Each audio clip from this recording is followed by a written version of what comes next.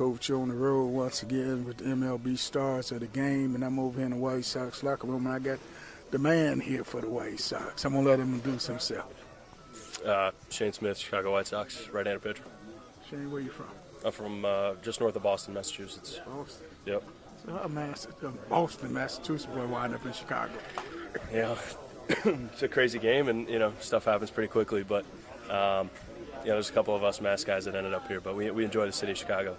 I see he big league. Yeah, it's all right. He did it last time too.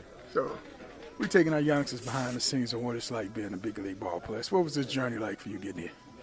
It was a long one. A lot of injuries early on in my college career and professional career. My first healthy year in 5 years was 2023. So was in low A and high A in 23. Finished in double A. And then last year I was in double and triple A, and then got Rule 5'd by the White Sox in December.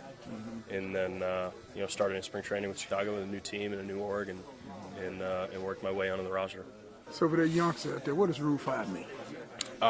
Rule 5 is a draft that happens with the professional teams that if you're unprotected on the 40-man roster, on the big league roster, then other teams get to have a pick at some of those players in that year or years prior if you're unprotected. So Milwaukee Brewers chose not to protect me in their 40-man roster, so then I get put into a pool of players that were unprotected, and then the other teams can pick and choose to have a guy in their big league roster for that year.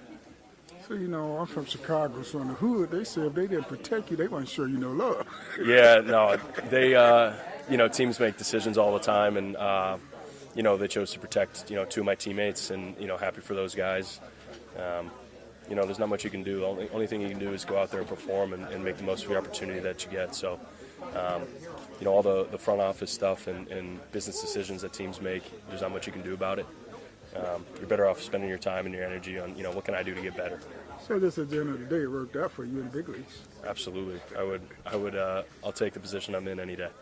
So what is it like being like? A lot of kids see you guys on TV, they don't understand what you guys go through. They don't get to see inside of a locker room. I mean, what's that feeling like? It's I'm very grateful when I show up every day. Come in here and hang out with guys like Cam Boozer and Matt Dice, and just to be every day with guys that love to be here. Everybody cares about what they do. They care about they take care of their bodies, they take care of their minds. We play every day, so a bad day, a good day, you're going to wake up the next day and you're going to have to do it all again. So it's a grind, but every day you come in, you're like, I get to be a big league ball player. So very blessed and very grateful to be here.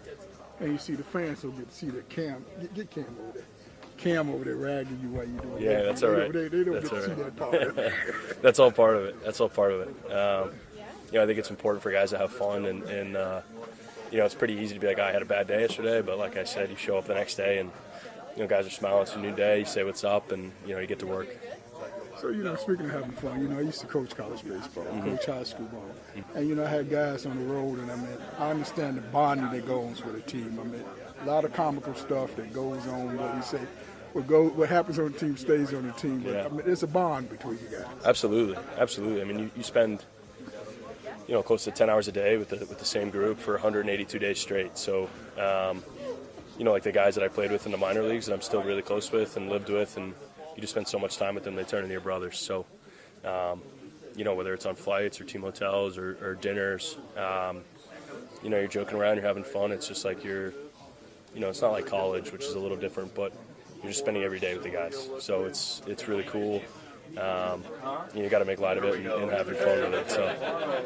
And it's some non-stop laughter that people don't understand. Yeah. There's a lot of, whether it's inside jokes or stuff that happens on the field or off the field. It's a lot of fun. It's hard not to have a good time with these guys. So let's talk about something. I think our rookies had to sing on the bus. You had to sing, yeah. I did have to sing, yeah. It's something that rookies do just for, guys that don't know them to get to know them a little bit more and share a little bit about yourself. I think it's good for everybody to get uncomfortable every once in a while. The more time you're uncomfortable, you get better at doing it, and then next thing you know, you're kind of, not singing in front of the bus willy-nilly, but you're a little more comfortable with those things. So what was your song? I did "Stand By Me" by Ben E. King. That's a good one. That's a good one. Well, what about Dress Up Day? You had Dress Up Day yet? No, we haven't had that one yet. We haven't had that one yet. I'm sure you heard about it, though. I have. I think it might differ from year to year, so I'm looking forward to what we got this year. But yeah, I'll be ready when they put the message up. So Wink, you might get a ballerina costume. I mean, I could be a ballerina. I could be in a hot dog costume. It could be anything. I'm sure me and Mike will shop together to get something that we like. He just gave you a look. See, I get to see the stuff y'all don't get to see on camera.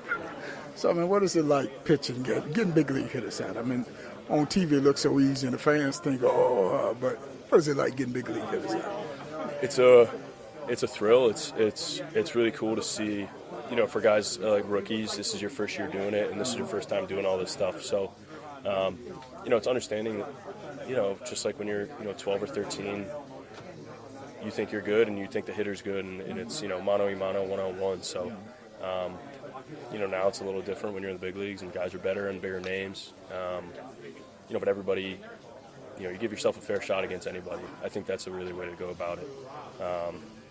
If you think like, I can't get this guy out because he's, so-and-so has been in the league for so long. Obviously you respect that and like you could get hurt or you get burned more likely. But understanding that, your stuff is good and you're there for a reason. So you're from Boston. You had any Chicago pizza yet? I had one place. It's called Zaza's. Mm-hmm. I think it's north of the city. But that's really the only one I've had so far. You don't have no Geno's yet? No, nothing. We're going to take you out and show you the time. I know. I got to get out more. I spend too much time at the ball field. Okay, last two questions. What's your thoughts about your experience in Chicago? I think it's been great so far. I live in downtown and. Doesn't that say that the fans gonna be stuck in you? No, I mean I hope that was vague enough. Really cool city, very walkable. People in it are kind to me and kind to my family. So, I've been definitely welcomed with open arms. In Chicago, downtown is a high rent district. Yeah, it's definitely not easy. Thankfully I'm able to take care of that right now. You get major league pay. He's straight. I'm able to take care of it. Last question. Yeah. Every kid's dream of playing in the big leagues. You walk in this locker room for the very first time, see a uniform hanging there. What's this feeling like? It's a combination of realizing all your hard work has come to this point, and realizing that you don't want to do anything else with your life. For me personally, I came in here for the first day and it was like I'd love to see this and I want to see this for a very long time. So, your work to get here means something, but also the work once you get here to stay here is just as important. Did you cry? I don't know if I cried when I walked in. I think I cried when I went out and saw the field for the first time. Yeah. No, definitely some tears on the first day. Mama cried? Oh, everybody. Yeah, she did for sure. Coach with the man. Yeah. Appreciate it. Thank you. All right. On social media, click the link to follow us on Twitter, Facebook, Instagram, TikTok, Fanbase, our podcast. Become a subscriber on our YouTube channel and visit our website at mem247.com. That's mem247.com. The Diary of a Coach/Former MLB Scout. 40 years, I just can't tell it all. Present and future coaches and players need to understand the journey of baseball. It's important to recognize that baseball is a business first and a game second. There are challenges like the disappointment of not being drafted, the lucrative nature of travel baseball, and the impact of disgruntled parents. The Diary of a Coach/Former MLB Scout. 40 years, I just can't tell it all. Present and future coaches and players need to understand the journey of baseball. It's important to recognize that baseball is a business first and a game second. There are challenges like the disappointment of not being drafted, the lucrative nature of travel baseball, and the impact of disgruntled parents. When you become the face of an organization, you bear the weight of all its challenges. This journey and much more are all explored in the book.